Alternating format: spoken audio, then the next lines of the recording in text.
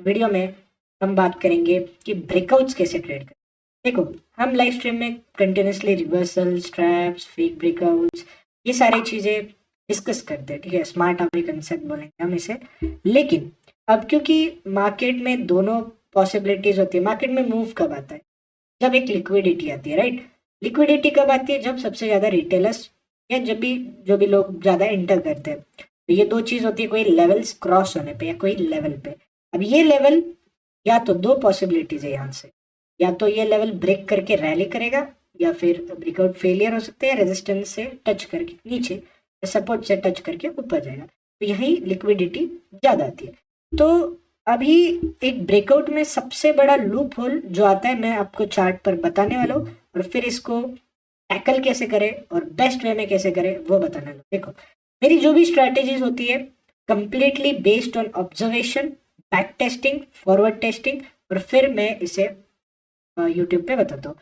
और जो भी हम करते हैं, ठीक है, जो भी हम यहाँ पे स्ट्रैटेजी लाते हैं वो कहीं से हम बोलते ना कॉपी नहीं करते, या जो चल रहा है उसको यूज नहीं करते। एक साइकोलॉजी यूज करते हैं और साइकोलॉजी बेस्ड उसको अप्लाई करते हैं।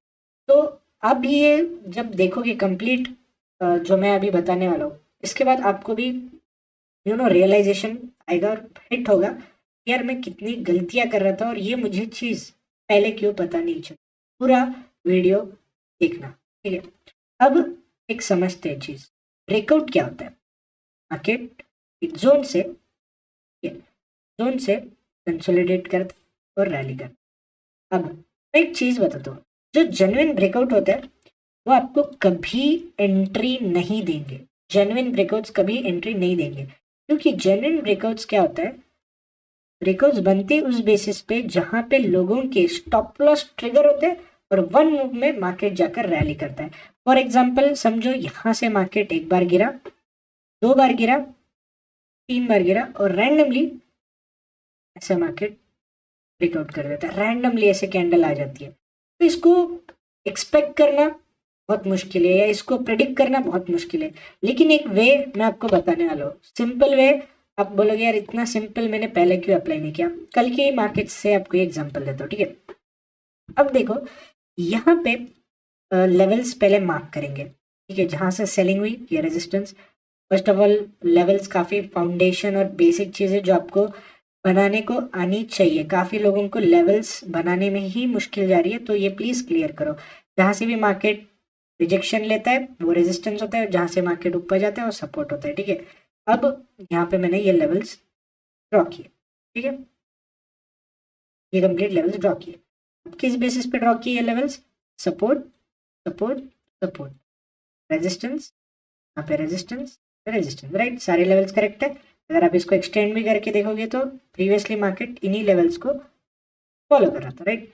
इन्हीं लेवल्स को जो पहले यहाँ पे सपोर्ट था वो अब एज अ रेजिस्टेंस एक्ट करने लगा। अब ब्रेकआउट का हमने बात की, यहाँ पे आपको पैटर्न दिख रहा है, डब्ल्यू पैटर्न। मार्केट ने काफी टाइम बाद एक अच्छे से प्राइस एक्शन को फॉलो किया, डब्ल्यू पैटर्न दी, रैली की।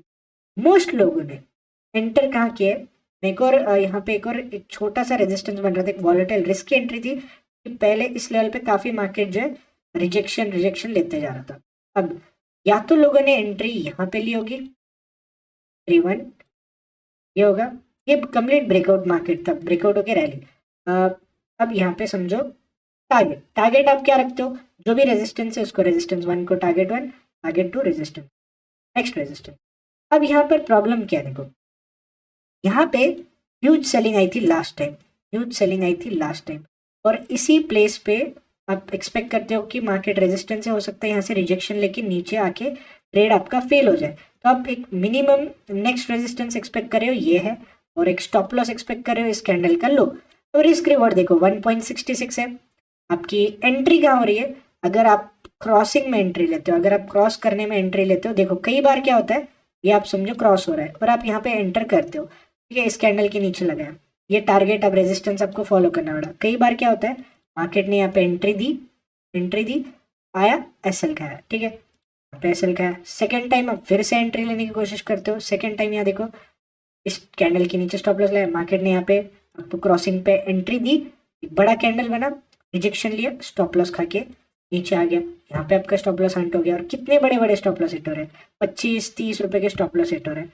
अब वेट करते हो कि अब मैं क्रॉसिंग पे नहीं बट क्लोजिंग पे एंट्री लूंगा। क्लोज का वेट करते हो, यहाँ पे क्लोज दे दिया, स्टॉप लॉस उतना ही लगा, टारगेट तो जो रेजिस्टेंस है यहीं तक मार्केट टारगेट को फॉलो किया और इसी रेजिस्टेंस से गेन एसएलएनटी। तो ऐसे तो आप ट्रेड ही नहीं कर पाओगे ब्रेकआउट्स, क्योंकि कितने फ्लॉज है इसमें, क्रॉसिंग पे एंट्री करे या क्लोजिंग पे एंट्री करे। और अगर वेट करते हो कि अच्छी एंट्री मिले, अब समझो यहाँ पे क्रॉस के लिए आपने आप सोचा यहाँ पे 3 बार स्टॉप लॉस हिट हुआ है, अब मैं कंफर्मेशन पे एंट्री लूंगा। अब यहाँ पे आप कंफर्मेशन लेते हो, यहाँ पे आप स्टॉप लॉस लगाते हो। अब ये एक बार हुआ कि इसने जाके आपके टारगेट हिट कर दिया, तो टारगेट 1 या तो टारगेट 2 जो भी है, एक बार हुआ। लेकिन इसके पहले आपके अब यहाँ पे काउंट कर लो, यहाँ पे 20 पॉइंट्स गए, यहाँ पे 20 पॉइंट्स गए, और यहाँ पे भी ये तो एंट्री आपकी कंफर्मेशन अगर लेते और यहाँ पे भी लगाते, यहाँ पे भी 20 पॉइंट, 60-70 पॉइंट्स यहाँ पर ही लेकर गया। और अगर ये मार्केट ट्रेंडिंग ऐसा बड़ा मूव रेयरली होता है, लेकिन अगर इस मूव को कैप्चर करेंगे तो ये 80 पॉइंट्स का मूव है। चलो अगर ये पकड़ भी लेते हो तो आपको टारगेट्स कितना मिल रहा है, 80 पॉइंट्स मिल रहा है। और यहीं पे आपके 60-70 तीन स्टॉप लॉस जो मार्केट लेकर गया, वहाँ पे आपके तीनों स्टॉप लॉस हिट हो गए और इस प्रॉफिट से आप बस ब्रेक इवन पे आए हो और इन द एंड आपको ब्रोकरेज भरना पड़ रहा है। तो आपके हाथ में कुछ आ रहा नहीं, आपका अकाउंट ग्रो नहीं हो रहा। ये प्रॉब्लम है ब्रेकआउट्स में। अब मैं इसका सोल्यूशन आपको बताने वाला हूँ, क्या सोल्यूशन हो सकता है, कैसे इस ट्रेड को जो हमारा 1:20 तक पुल किया जा सके या 1:10 के ऊपर पुल किया जा सके, जो कि लोगों को इम्पॉसिबल लगता है, लेकिन मैं बताने वाला हूँ ये कैसे पॉसिबल है और कैसे विन एक्यूरेसी बढ़ाए और कैसे जब भी स्टॉप लॉस हिट होता है एकदम स्मॉल एसएल में बाहर निकले। तो इसका एक वे बताऊंगा, ठीक है। अब मेरी बात सुनो, इंस्टीट्यूशंस कभी भी एक ब्रेकआउट पे नहीं आते। इंस्टीट्यूशंस कभी भी एक ब्रेकआउट पे नहीं आते। इंस्टीट्यूशंस की एंट्री हमेशा एक सपोर्ट लेवल पर या रेजिस्टेंस लेवल पर होती है। सपोर्ट पे बाय, रेजिस्टेंस पे हमेशा। तो इंस्टीट्यूशन एक प्राइस को एक पॉइंट से आगे तक लिफ्ट कराता है, ठीक है। अब मैं आपको बोलता हूँ ब्रेकआउट्स पे वो मोस्टली प्रॉफिट बुकिंग करते हैं। तो अगर यहाँ पे बहुत सारे सिनारियोज बताऊंगा ब्रेकआउट कैसे होता है और रैली कैसे पकड़ सकते हो। मान लो यहाँ पे अगर हम छोटा टाइम फ्रेम चले जाते, इन्हीं लेवल्स को 15 मिनट्स पे बना लेते हैं और छोटे टाइम फ्रेम पे जाते और देखते हैं कि मार्केट यहाँ से सपोर्ट ले रहा है, ठीक है। मार्केट जो रैली हुई, मार्केट यहाँ से सपोर्ट ले रहा है। या अगर आप सपोर्ट पे बाय करने की कोशिश करते हो, आप देखते हो कुछ पिन बार बन रहा है, कुछ ट्रेड बन रहा है, कुछ देखो कुछ पैटर्न बन रहा है, पिन बार, कुछ सेलिंग का। यहाँ पे आप देखो अगर ये भी हटा दे तो अच्छे से लेवल बना, तो क्या ये सेलिंग का ट्रैप बना, यहाँ पे बोल सकते हैं सेलर्स का ये ट्रैप बना। तो आप ये ट्रैप पे एंटर कर सकते हो। ये पॉइंट पे स्टॉप लॉस, ये हाईएस्ट पॉइंट यहाँ था, लोएस्ट पॉइंट सॉरी ये था बाइंग का, थोड़ा कंफर्टेबल पोजीशन पे 10 रुपए पे हम स्टॉप लॉस लगाते हैं। अब इसको हम क्या करते हैं, सपोर्ट को थोड़ा एक्सटेंड करते हैं। और अगर आप 15 मिनट का भी सपोर्ट ड्रॉ करोगे, सेम 15 मिनट का सपोर्ट है, सेम 15 मिनट का सपोर्ट है।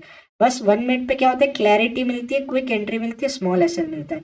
यहाँ पे देखो एक सेलर्स का ट्रैप बना। अगर मैं यहाँ पे कंफर्मेशन पे एंट्री करता हूँ, स्टॉप लॉस इसके नीचे लगा तो मुझे स्टॉप लॉस 8 रुपीज़ का पड़ रहा है।